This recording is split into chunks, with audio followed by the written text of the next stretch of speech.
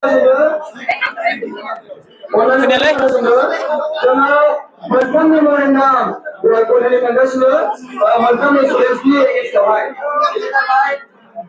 memorandum Chief Minister of Assam. Naikia Tangan Ministry of Tribal Affairs. The Thansia Tangan Honore Sibo PTC.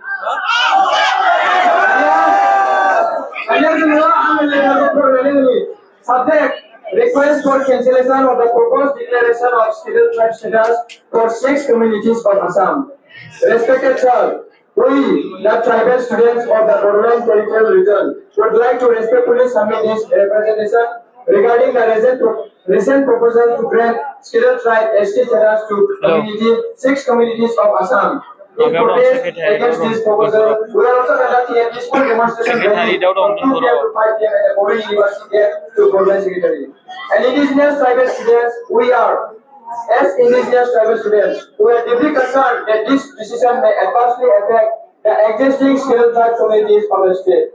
Granting ST status to these 6 communities may lead to reduced opportunities, resources, and safeguards that the present tribal groups depend on for their social, educational, and economic advancement.